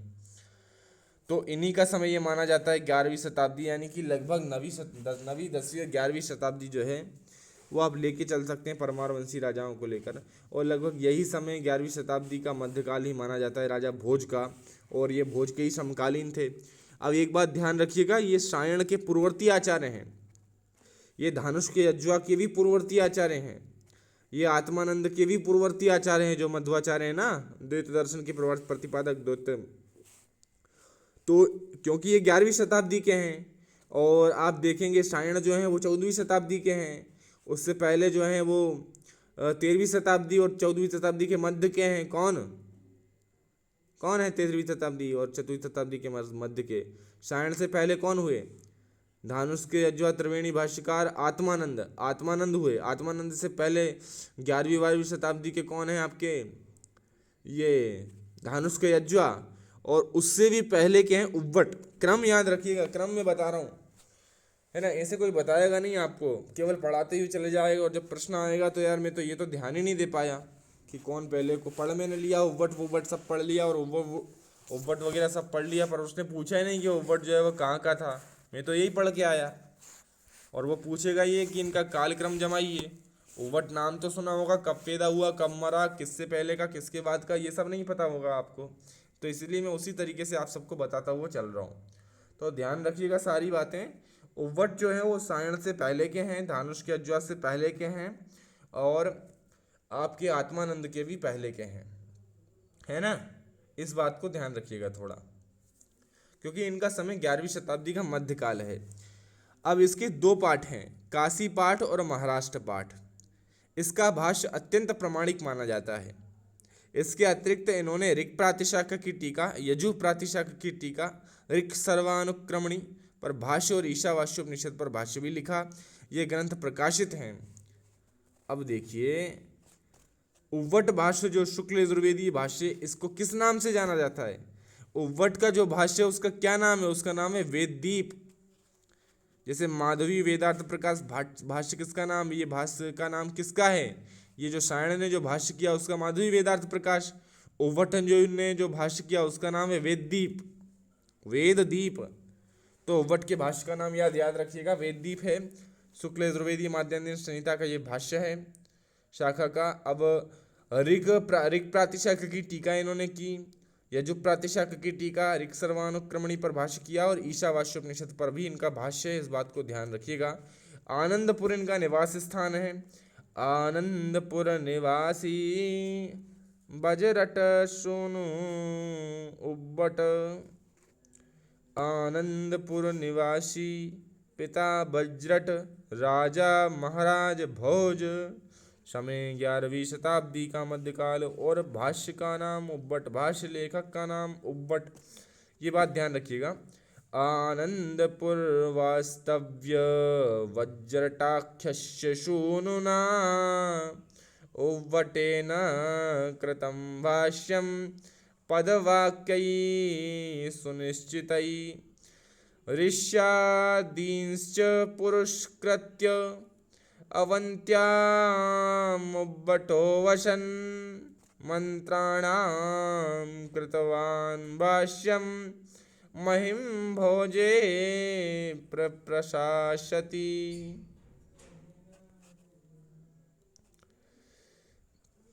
अब महीधर आते हैं। वाजसनेय संहिता का अन्य प्रसिद्ध भाष्य महीधर भाष्य कृत वेददीप भाष्य है। अब ये क्या लिख दिया यहाँ वेददीप, ये कंफ्यूजन नहीं हो रही है? अब यहाँ इन्होंने लिखा है उव्वट का जो भाष्य है, उव्वट भाष्य। एक सेकंड क्लियर करिएगा। शुक्ल यजुर्वेद की जो भाष्य वेददीप इन लोगों ने लिखा है, ये वेददीप यहाँ भी लिख दिया है इस पुस्तक में, और यहाँ भी महीधर का जो भाष्य है उसका नाम भी वेददीप लिख दिया है। तो इस बात को हम क्लियर करेंगे सबसे पहले कि वेददीप किस वेद भाष्यकार का भाष्य है, उस किसका नाम है। तो उव्वट भाष्य को आप उव्वट भाष्य के नाम से याद रखिए, और महीधर का जो भाष्य है उसको वेददीप के नाम से वर्तमान में भी याद रखिए। आप खोज करिएगा, मैं भी करूँगा, रिसर्च करिएगा थोड़ा, और जो सही हो उसको कमेंट कर दीजिएगा इसी वीडियो पे आके, हम उसको पिन कर देंगे, है ना। महीधर काशी के निवासी नागर ब्राह्मण थे। इस भाष्य की रचना 17वीं शताब्दी में हुई, और इन्होंने एक तंत्र ग्रंथ मंत्र महोदधि भी लिखा है, और वेद शब्द प्रधान शास्त्र है, और उसके त्रिविध अर्थ हैं, आदि देविक, आदि भौतिक एवं आध्यात्मिक। इन्होंने यजुर्वेद पर उव्वट के भाष्य को ही आधार बनाया और उसका विस्तार किया। इन्होंने संबद्ध अंशों पर शतपथ ब्राह्मण आदि के अंश प्रमाण रूप में उद्धृत किए। अच्छा, इन्होंने उव्वट के भाष्य को ही आधार बनाया था, शायद इसीलिए वेददीप दोनों के भाष्य के समक्ष मुझे दिख रहा है, पर फिर भी आप इसको थोड़ा रिसर्च करके कमेंट करिएगा इस वीडियो के नीचे, मैं भी थोड़ा देख लूँगा इसे। तो इनका समय याद रखिएगा 1588, यानी कि 16वीं शताब्दी का उत्तरार्ध इनका समय है ना। तो ये बात आप ध्यान रखेंगे। अब शौनक जो थे माध्यान्ह संहिता के 31वें अध्याय पर ऋषि शौनक का भाष्य उपलब्ध होता है। इसमें अपरे केचित कहकर उन्होंने अपने पूर्ववर्ती तथा समकालीन भाष्यकारों के मतों का भी उल्लेख किया है। अब धर्म सम्राट करपात्र स्वामी, बहुत प्रसिद्ध व्यक्ति, इतना प्रसिद्ध व्यक्ति, अब मैं क्या कह दूं, आप पढ़ लेते हैं, हम देख लेते हैं। आज से लगभग 2500 वर्ष पूर्व संपूर्ण भारतवर्ष में नास्तिकवाद चरम सीमा पर था। सर्वत्र वेद निंदा, यज्ञ निंदा, ईश्वर निंदा का प्रचार व्याप्त था। उस समय विद्वानों के समक्ष एक समस्या अत्यधिक ज्वलंत थी कि को वेदान उद्धरष्यति, वेदों का उद्धार कौन करेगा। और ऐसे विषम समय में आद्य जगतगुरु शंकर भगवत पाद ने आर्यावर्त पर अवतरित होकर निरीश्वरवादी मतांतरों का समूलोन्मूलन कर वैदिक धर्म को पुनः प्रतिष्ठित किया। शुक्ल यजुर्वेद संहिता के 20वीं शताब्दी के प्रमुख भाष्यकार स्वामी करपात्री जी हैं, जिन्होंने अत्यंत दुरूह प्रतीत होने वाले मंत्रों का रहस्य पुनः प्रकाशित किया। करपात्री स्वामी जी के कतिपय प्रमुख ग्रंथ निम्नलिखित हैं। 20वीं शताब्दी के हैं ये, 1900 ईस्वी के बाद के। करपात्री स्वामी जी के कतिपय प्रमुख ग्रंथ निम्नलिखित हैं। वेद बहुत सारे लिखे हैं इन्होंने। वेद प्रामाण्य मीमांसा, वेद स्वरूप विमर्श, वेद का स्वरूप और प्रामाण्य 2 खंड, श्री विद्या रत्नाकर भक्ति रसारणव, श्री विद्या वरिवश्या चातुर्वर्ण्य संस्कृत विमर्श, मार्क्सवाद और रामराज्य, रामायण मीमांसा, राष्ट्रीय स्वयंसेवक संघ और हिंदू धर्म, RSS पर भी लिख दिया, धर्म और राजनीति, भक्ति सुधा, समन्वय, साम्राज्य संरक्षण। याद रखिएगा इन सभी को, हो जाए तो जोर नहीं है आपसे। अब वेद भाष्य चारों वेदों पर लिखा है, जिसका प्रकाशन सनई चल रहा है। इस प्रकार साहित्य सेवा करते हुए युगद्रष्टा महापुरुष श्री महाराज करपात्री स्वामी का महानिर्वाण सन 1982 ईस्वी में हुआ। स्वामी दयानंद जी की बात कर लेते हैं। आधुनिक युग में वेदोद्धार का सूत्रपात स्वामी दयानंद जी ने सरस्वती जी के नेतृत्व में रहा। अब अंग्रेजी शासकों की विभाजन करो और राज करो की नीति से विस्खलित हिंदू समुदाय को एकत्रित करने का महान प्रयास स्वामी दयानंद सरस्वती जी ने किया और भारतीय इतिहास को नया मोड़ प्रदान किया। स्वामी जी का जन्म 1881 1881 में हुआ था। वे सामवेदी औदीच्य ब्राह्मण थे। प्रश्न आ जाएगा कि आपके दयानंद सरस्वती जी कैसे ब्राह्मण थे। सामवेदी औदीच्य ब्राह्मण। स्वामी जी ने ऋग्वेद भाष्य भूमिका लिखी थी, जिसका प्रकाशन संवत 1935 में हुआ था। यह भाष्य ऋग्वेद के 7 मंडल 2 सूक्त और 2 मंत्र तक ही हो सका था। इसी बीच स्वामी जी का देहांत 1940 में हो गया। स्वामी दयानंद जी ने अपने वेदोद्धार के प्रयास में अनेक असफल वैदिक मान्यताओं का उपस्थापन किया था। अनेक विसंगतियां उत्पन्न हो गई थी और जिनका खंडन अनेक विद्वानों ने किया। इनमें प्रमुख भारतीय कांग्रेस के जन्मदाता A.O. ह्यूम, प्रोफेसर ग्रिफिथ जो कि पद्यानुवादक हैं अंग्रेजी भाषा में वेदों के, परमहंस परिव्राजकाचार्य और करपात्री स्वामी आदि विद्वान हैं। इन्होंने खंडन किया है विसंगतियों का। अब कान्व संहिता के भाष्य देखिए। ये कान्व संहिता के भाष्य आपके समक्ष हैं। आनंद बोध, जातवेद भट्टोपाध्याय के पुत्र आनंद बोध ने संपूर्ण कान्व संहिता पर कान्व वेद मंत्र भाष्य संग्रह की रचना की। संपूर्णानंद संस्कृत विश्वविद्यालय की सारस्वत सुषमा पत्रिका में संवत 2009 से 2011 आनंद बोध भाष्य के अंतिम 10 अध्याय का भाष्य प्रकाशित हुआ था। अपने भाष्य में इन्होंने ऋषि, देवता, छंद आदि का निर्देश किया है। इनके भाष्य पर पूर्ववर्ती भाष्यकार उव्वट एवं महीधर के भाष्य का प्रभाव स्पष्ट रूप से देखा जा सकता है। हलायुध ने कान्व संहिता पर ब्राह्मण सर्वस्व नामक भाष्य लिखा है। इनके भाष्य का नाम याद रखिएगा, ब्राह्मण सर्वस्व हलायुध।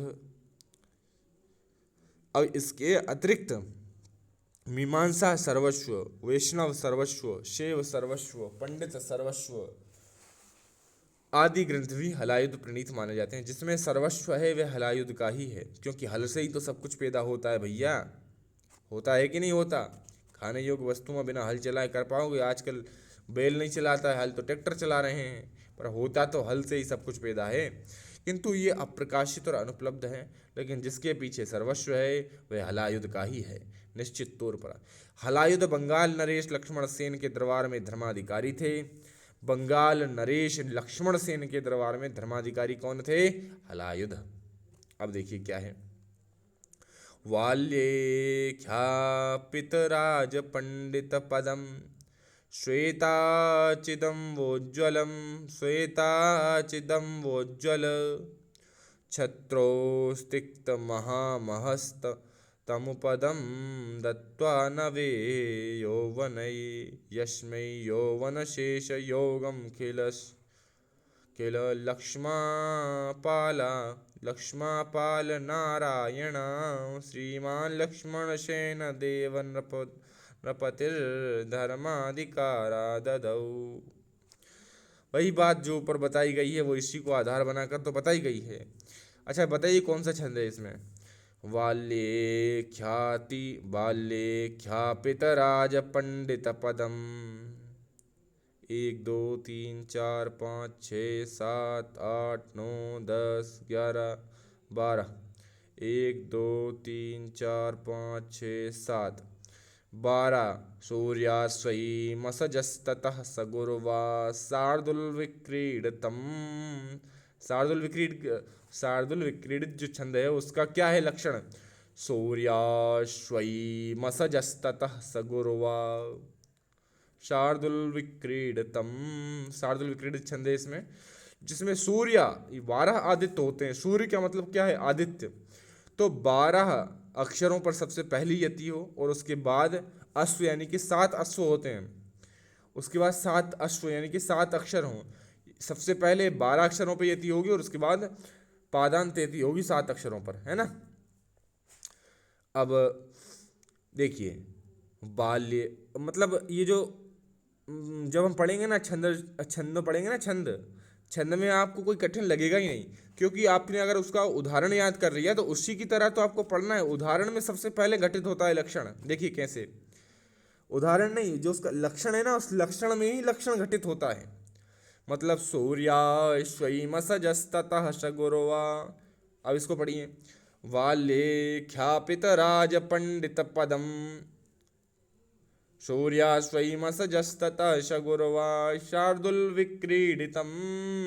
उसी तरह ये पढ़ाएगा। वाल्येख्यापितराज पंडित पदम श्वेता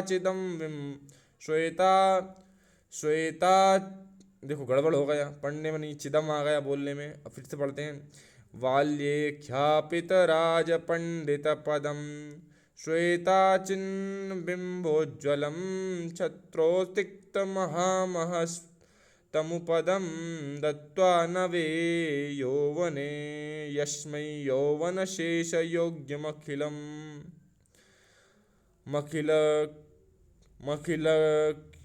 मखिलक्ष्य ऐसे पढ़ाएगा। मखिलक्ष्मापाल नारायण श्रीमान लक्ष्मणसेन देव नृपतिर्धर्माधिकारा ददौ। ठीक से क्यों नहीं आ रहा पढ़ने में? क्योंकि पढ़ा नहीं, पहली बार पढ़ रहे हैं इसको। लेकिन हम पहली बार में अगर हम छंद पहचान लिए, बताइए अब आप, मतलब छंद आपको अच्छे से पढ़ा सकते हैं। वाल्येख्यापितराज पंडित पदम श्वेताचिबिम्बोज्ज्वलं बिम्बोज्ज्वल छत्रोस्तिक्तमहामहस्तमुपदं दत्त्वा नवे यौवने यस्मै यौवनशेषयोग्यमखिलक्ष्मापाल नारायण श्रीमान लक्ष्मणसेन देव नृपतिर्धर्माधिकारा ददौ। अच्छा आप थोड़ा इम्प्रूवमेंट आपको दिख रहा होगा। अब की बार पढ़ेंगे तो और अच्छे से पढ़ेंगे, पर आप देखेंगे सर बार बार एक ही चीज़ पढ़ रहा है। आगे बढ़ो तो आगे बढ़ते हैं भैया, निश्चित तौर पे आगे बढ़ेंगे ही। लेकिन मैं आपको बता रहा था कि हम जब छंद पढ़ेंगे तो अच्छे से पढ़ेंगे, और ये बता रहा था कि इसमें कौन सा छंद है, कैसे पहचाने। तो याद कर लीजिएगा। सूर्याश्वमसजस्ततः सगुर्वा शार्दुलविक्रीडितम। लक्ष्मण सेन ने 1170 से 1200 के मध्य में शासन किया, अतः हलायुध का समय भी 12वीं शताब्दी का उत्तरार्ध रहा होगा। ये वत्स गोत्रीय ब्राह्मण थे। इनके पिता धनंजय थे। अब हलायुध जो है वो ब्राह्मण सर्वस्व, मीमांसा सर्वस्व, पंडित सर्वस्व, वैष्णव सर्वस्व और शैव सर्वस्व के रचयिता हैं। अनंताचार्य ये काण्व शाकीय ब्राह्मण थे। इनके पिता का नाम नागेश भट्ट और माता का नाम भागीरथी था। ये काशी निवासी थे। इन्होंने संहिता के उत्तरार्ध में 21 अध्याय से 40 अध्याय पर अपना भाष्य लिखा। इसके अतिरिक्त भाषिक सूत्र भाष्य, यजुक प्रातिशाक्य भाष्य, शतपथ ब्राह्मण भाष्य, 13वें कांड तक भी इन्होंने किया। और इनका स्थिति काल 16वीं शताब्दी का माना जाता है।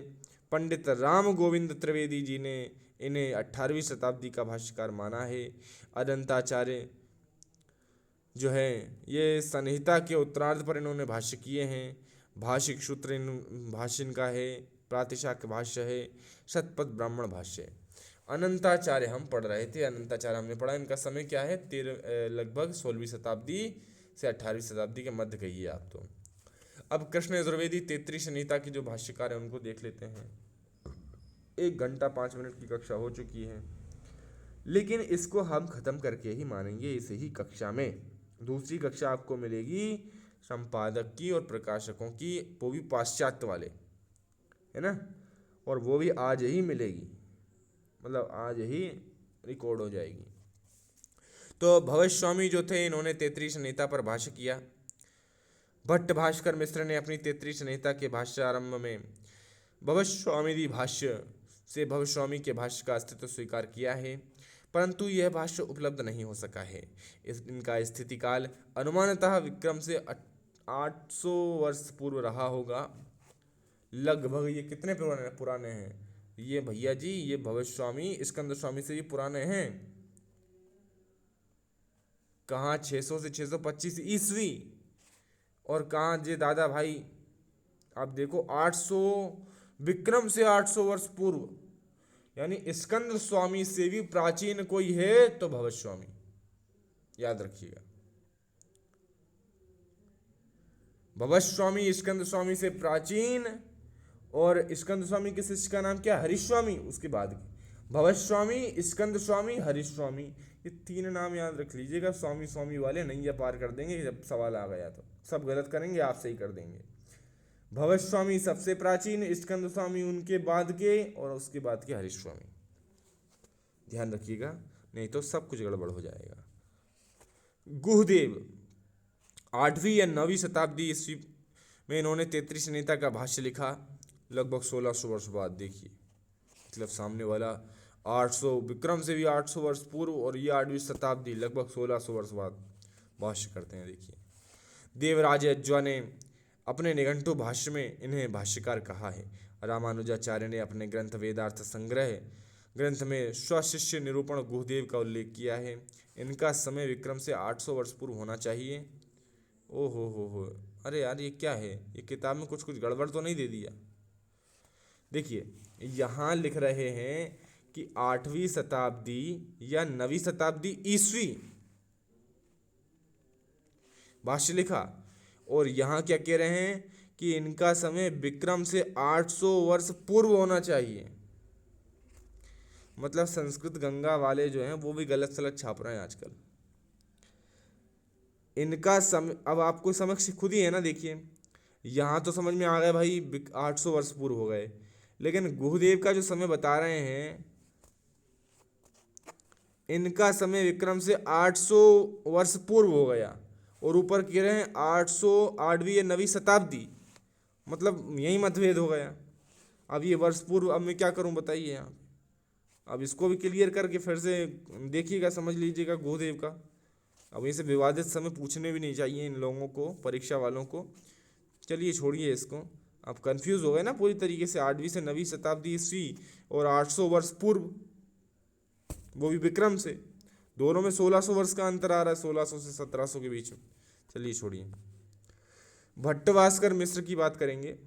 तैत्तिरीय संहिता के उपलब्ध भाष्यों में भट्ट भास्कर मिश्र का भाष्य प्रथम स्थान पर है। स्थिति काल की दृष्टि से 11वीं शताब्दी के भाष्यकार हैं। आचार्य भास्कर मिश्र ने मंगलाचरण में शिव को प्रणाम किया है। इससे प्रतीत होता है कि ये शैव थे। ये कौशिक गोत्रीय शैव थे। देवराज यज्वा एवं सायण ने भाष्यों में बहुशः भट्ट भाष्कर भाष्य को उद्धृत किया है और इनके भाष्य का नाम ज्ञान यज्ञ है। लो, हमें बहुत सारे नाम मिल गए। महिधर का वेददीप, उव्वट का उव्वट भाष्य, सायण का माधवी वेदार्थ प्रकाश और भट्ट भास्कर का ज्ञान यज्ञ। क्या नाम है भाष्य का। और पाणिनि का, वो पतंजलि का महाभाष्य है कि नहीं। ये भाष्यों के नाम है। ज्ञान यज्ञ भट्ट भास्कर के भाष्य का नाम है, याद रखिएगा, ज्ञान यज्ञ भट्ट भास्कर। जो ज्ञान में भट्ट हो बिल्कुल एकदम खतरनाक वाला, वह उसका ज्ञान यज्ञ हो गया, है कि नहीं, याद करिएगा। अब तैत्तिरीय संहिता के उल्लिखित प्रमुख भाष्यकारों के अतिरिक्त क्षुर, वेंकटेश, बालकृष्ण, शत्रुघ्न आदि विद्वान आचार्यों के भाष्य होने के संकेत हैं, परंतु उनके विषय में विस्तृत उल्लेख प्राप्त ही नहीं होता, तो हम क्या बताएं। अब सामवेद के भाष्यकार हैं माधव। सामवेद के प्रथम भाष्यकार हैं। इन्होंने संपूर्ण सामवेद पर भाष्य किया है। इनके भाष्य का नाम विवरण है। माधव के भाष्य का नाम विवरण, महिधर के भाष्य का नाम वेददीप, उव्वट के भाष्य का नाम उव्वट भाष्य और भट्ट भास्कर के भाष्य का नाम ज्ञान यज्ञ, सायण के भाष्य का नाम माधवी वेदार्थ प्रकाश, याद रख लीजिएगा। माधव के भाष्य का नाम विवरण। इनका प्रथम भाष्य 7वीं शताब्दी के समय का प्रतीत होता है। इन्होंने संहिता के यह माधव सायण के बड़े भाई नहीं हैं, क्योंकि सायण का समय 1300 के आसपास का है, 14वीं शताब्दी का है। 1387 में तो वे मर ही जाते हैं, परलोक प्राप्त हो जाते हैं। लेकिन इनका समय 7वीं शताब्दी, लगभग 600 ईस्वी पूर्व से लेकर 700 ईस्वी पूर्व के बीच का समय किसका है, माधव का, जो कि सामवेदीय भाष्यकार हैं। तो बहुत ज़्यादा अंतर है। अंतर कितना है मैं आपको बताऊं, 4, 3, 7, लगभग 700 वर्षों का अंतर है दोनों के मध्य। तो ये भाष्य जो अलग है ना, इसको ध्यान रखिएगा। अब इन्होंने संहिता के पूर्वार्ध विवरण को छंद रसिका एवं उत्तरार्ध को उत्तर विवरण नाम से विस्तृत किया है और प्रसिद्ध वेदानुसंधानकर्ता पंडित सत्यव्रत शाम शास्त्री ने सामवेद के सायण भाष्य के साथ साम विवरण को टिप्पणी के रूप में सर्वप्रथम प्रकाशित किया। इनके भाष्य का नाम सबसे पहली बात विवरण भाष्य। माधव का समय 7वीं शताब्दी, ध्यान रखिएगा, याद रखिएगा। स्कंद स्वामी के बाद का समय है। स्कंद स्वामी और नारायण और उद्गीत, फिर उसके बाद का समय आता है माधव का, जो कि सामवेदीय भाष्यकार है। अब भरत स्वामी, स्कंद स्वामी, भरत स्वामी, हरीश स्वामी और भवत स्वामी, कितने स्वामी हो गए। भवत स्वामी जो हैं ये स्कंद स्वामी से भी पहले के हैं, और फिर उसके बाद स्कंद स्वामी, उसके बाद हरीश स्वामी। अब इनका पढ़ते हैं ये क्या है। संपूर्ण साम संहिता पर भाष्य लिखने वाले विद्वान आचार्यों में भरत स्वामी का नाम का भाष्य भी समादृत है और इनका गोत्र कश्यप था। इनके पिता का नाम नारायण तथा माता का नाम यज्ञदा था। इत्थम श्री भरत स्वामी काश्यपो यज्ञदा श्रुता नारायणार्यतनयो व्याख्यात सामनाम्रचोखिला। इत्थं श्री भरत स्वामी काश्यपो यज्ञदाश्रुता नारायणार्यतनयो व्याख्यात सामनाम्रचोखिला। बात वही है कि इनका भरत स्वामी नाम है, कश्यप गोत्र के ये थे। इनकी माता का नाम यज्ञदा श्रुता, यानी यज्ञदा इनकी माँ का नाम था। नारायण इनके पिता का नाम था। सामवेद के व्याख्याकार ये थे, है ना।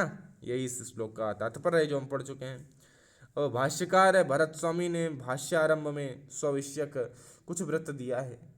इन पद्यों से यह ज्ञात होता है कि श्रीरंगपट्टनम में यह रहते हुए हौसलाधीश्वर रामनाथ के राज्यकाल में भरत स्वामी ने अपने भाष्य की रचना की होगी।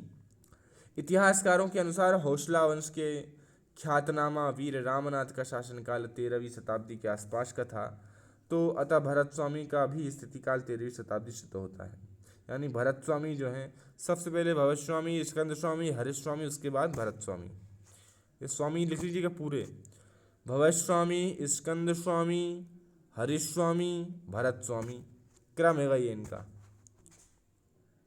गुण विष्णु 12वीं शताब्दी ईस्वी का उत्तरार्ध इन्होंने सामवेद की कौथम शाखा पर छांदोग्य मंत्र भाष्य लिखा है, और इन्होंने 2 अन्य ग्रंथ भी इनके प्राप्त होते हैं, पारस्कर ग्रही सूत्र भाष्य और मंत्र ब्राह्मण भाष्य इन्होंने किया। अब अथर्ववेद संहिता पर भाष्य देख लेते हैं। अथर्ववेद संहिता पर केवल सायण का ही भाष्य प्राप्त होता है और प्रकाशित भी है। सायणाचार्य ने अन्य वैदिक संहिताओं पर भाष्य लिखने के बाद अंत में यह भाष्य लिखा, और भाष्य के आरंभ में इन्होंने इस वेद की असाधारण विशेषता को बताया। इसका आशय यह है कि परलोक में फल देने वाले तीनों वेदों का ऋक यजुः साम भाष्य रचने के पश्चात लोक परलोक दोनों में फल देने वाले चतुर्थ वेद अथर्ववेद का भाष्य में कर रहा हूँ। एहि का मुष्मिक फलम चतुर्थ व्याची कीर्षति, मतलब मैं पढ़ चुका हूँ, वही इसका भाव था। अब सायण ने पूरे अथर्ववेद पर भाष्य लिखा, परंतु प्रकाशित ग्रंथों में केवल इन कांडों का ही पहले से चौथा, छठवें से आठवां, 11, 17 और 20 यानी कि टोटल 20 कांड हैं, लेकिन पहले से 4, 1, 2, 3, 4 का, छठे का, 7वें का, 8वें का, 11वें का, 17वें का, 18वें का, 19वें का और 20वें कांड का ही भाष्य जो है वो मिलता है, लेकिन किया इन्होंने पूरे का है। तो भैया ख़त्म होती है ये कक्षा हमारी, 1.25 घंटे से ऊपर की रही। ये देख लीजिएगा, बहुत महत्वपूर्ण है। ऐसे ऐसे प्रश्न बनते हैं जो हम नहीं कर पाते हैं, उन्हीं के सभी सारे जवाब आपको इस कक्षा में मिल जाएंगे। बहुत बहुत धन्यवाद। समय अगर आपने यदि अंत तक इस कक्षा को देखा है तो लाइक कर दीजिएगा, अपने मित्रों तक शेयर करिएगा, सब्सक्राइब कर लीजिएगा चैनल को यदि नहीं कर पाए हों तो। धन्यवाद, शुक्रिया। नमः संस्कृताय।